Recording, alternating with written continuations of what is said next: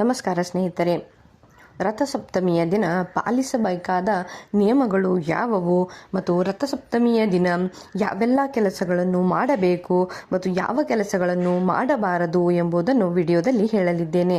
ಸ್ನೇಹಿತರೆ, ಪಂಚಾಂಗದ ಪ್ರಕಾರ ಮಾಘ ಮಾಸದ ಶುಕ್ಲ ಪಕ್ಷದ ಸಪ್ತಮಿ ತಿಥಿಯು ಅಂದರೆ ಫೆಬ್ರವರಿ 16ರಂದು ಬೆಳಗ್ಗೆ 10:13 ಪ್ರಾರಂಭವಾಗಿ ಅದು ಫೆಬ್ರವರಿ 16ರಂದು ಬೆಳಗ್ಗೆ 8:54 ಕೊನೆಗೊಳ್ಳುತ್ತಿದೆ. ಹಾಗಾಗಿ ಸಪ್ತಮಿ ತಿಥಿಯಲ್ಲಿ ಸೂರ್ಯೋದಯ ಬರುವ ದಿನವನ್ನು ಅಂದರೆ ನಾವು ಫೆಬ್ರವರಿ 16ರಂದು ಆಚರಣೆ ಮಾಡಬೇಕು. ಸ್ನೇಹಿತರೆ, ಈ ದಿನ ಸ್ನಾನ ಮಾಡಲು ಶುಭ ಸಮಯ ಬೆಳಗ್ಗೆ 5:17 6:59 ನಾವು ಶುಭ ಸ್ನಾನವನ್ನು ಮಾಡಬೇಕು ಎಂದು ಹೇಳಿದ್ದಾರೆ. ಸ್ನೇಹಿತರೆ, ಪೂಜೆಗೆ ಶುಭ ಸಮಯ ಬೆಳಗ್ಗೆ 8:23 11:11 ಮತ್ತು ಮಧ್ಯಾಹ್ನ 12:35 1:59 ಪೂಜೆಯ ಶುಭ ಸಮಯ ಇದೆ ಎಂದು ಹೇಳಲಾಗಿದೆ. ಸ್ನೇಹಿತರೆ, ಧರ್ಮಗ್ರಂಥಗಳ ಪ್ರಕಾರ ಸೂರ್ಯದೇವನನ್ನು ಪೂಜಿಸಿದ ನಂತರ ನಾವು ಉಪ್ಪನ್ನು ಬಳಸಿದ ಆಹಾರವನ್ನೇ ಮಾತ್ರ ಸೇವನೆ ಮಾಡಬೇಕು ಎಂದು ಹೇಳಲಾಗಿದೆ. ಅಂದರೆ ರಥಸಪ್ತಮಿಯ ದಿನದಂದು ನಾವು ಉಪವಾಸ ವ್ರತವನ್ನು ಕೈಗೊಳ್ಳುವುದರಿಂದ ಮತ್ತು ಉಪ್ಪನ್ನು ಬಳಸದೆ ಆಹಾರ ಪದಾರ್ಥಗಳನ್ನು ತಿನ್ನುವುದರಿಂದ ನಾವು ವರ್ಷವಿಡೀ ಸೂರ್ಯನನ್ನು ಪೂಜಿಸಿದಷ್ಟು ಪುಣ್ಯಫಲವನ್ನು ನಾವು ಪಡೆದುಕೊಳ್ಳಬಹುದು ಎಂದು ಹೇಳಲಾಗಿದೆ. ಅದಲ್ಲದೆ ಜಾತಕದಲ್ಲಿ ಸೂರ್ಯನ ಸ್ಥಾನವು ಬಲವಾಗುತ್ತದೆ ಮತ್ತು ಜೀವನದಲ್ಲಿ ಶುಭ ಫಲಿತಾಂಶಗಳನ್ನು ನಾವು ಪಡೆದುಕೊಳ್ಳಬಹುದು ಎಂದು ಹೇಳಲಾಗಿದೆ. ಸ್ನೇಹಿತರೆ, 9 ಗ್ರಹಗಳ ರಾಜನಾದ ಸೂರ್ಯನ ಬಲವಾದ ಸ್ಥಾನದಿಂದಾಗಿ ನಾವು ನಮ್ಮ ಜೀವನದಲ್ಲಿ ಸರ್ಕಾರಿ ವಲಯ ಆಗಿರಬಹುದು ಅಥವಾ ಅಧಿಕಾರಿ ವರ್ಗ, ಪ್ರತಿಷ್ಠೆ, ಸಾಮಾಜಿಕ ಸಮೃದ್ಧಿ ಇಂಥ ಮುಂತಾದ ಅನೇಕ ಕೆಲಸಗಳಲ್ಲಿ ನಾವು ಸೂರ್ಯನಿಂದ ಶುಭ ಫಲಿತಾಂಶವನ್ನು ಪಡೆದುಕೊಳ್ಳಬಹುದು ಎಂದು ಹೇಳಲಾಗಿದೆ.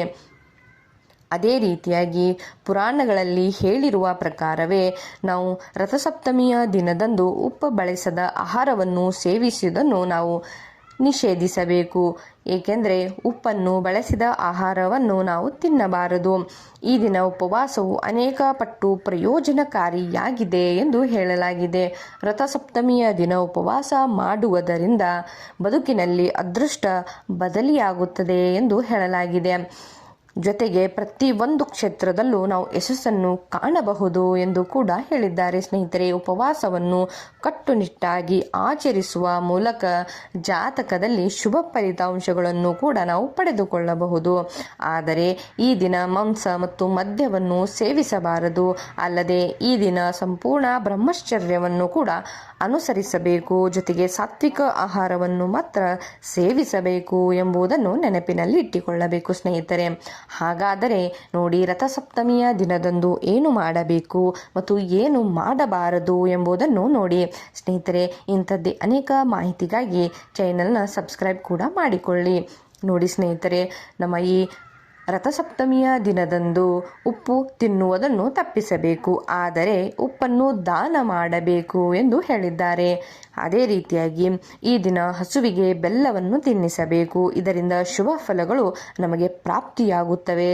ಅದಲ್ಲದೆ ರಥಸಪ್ತಮಿಯ ದಿನ ಪವಿತ್ರ ನದಿಗಳಲ್ಲಿ ಸ್ನಾನ ಮಾಡಲು ಮರೆಯಬೇಡಿ. ಸ್ನೇಹಿತರೆ, ಸಾಧ್ಯವಾಗದಿದ್ದರೆ ಮನೆಯಲ್ಲಿಯೇ ಗಂಗಾಜಲವನ್ನು ತಮ್ಮ ಸ್ನಾನದ ನೀರಿನಲ್ಲಿ ಸಿಂಪಡಿಸಿಕೊಂಡು ಸ್ನಾನವನ್ನು ಮಾಡಬೇಕು.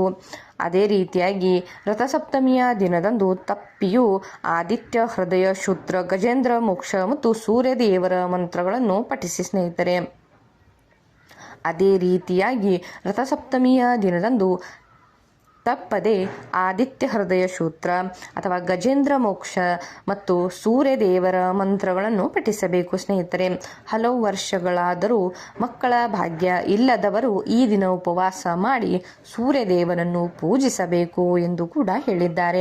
ರಥಸಪ್ತಮಿಯ ದಿನದಂದು ಯಾವುದೇ ಕಾರಣಕ್ಕೂ ಕಪ್ಪು ಬಟ್ಟೆಯನ್ನು ಧರಿಸಬಾರದು. ಸ್ನೇಹಿತರೆ, ಗೋಧಿ ಅಥವಾ ಹಳದಿ ಬಣ್ಣ ಬಟ್ಟೆಗಳನ್ನು ಧರಿಸಲು ನಾವು ಪ್ರಯತ್ನಿಸಬೇಕು. ಈ ದಿನ ಸೂರ್ಯದೇವರ ಹೆಸರಿನಲ್ಲಿ ದೀಪದ ಹಣತೆಯನ್ನು ದಾನ ಮಾಡುವುದು ಒಳ್ಳೆಯದು ಎಂದು ಕೂಡ ಹೇಳಿದ್ದಾರೆ. ಸ್ನೇಹಿತರೆ, ಈ ಎಲ್ಲ ನಿಯಮಗಳನ್ನು ನೀವು ರಥಸಪ್ತಮಿಯ ದಿನದಂದು ಪಾಲಿಸಬೇಕು.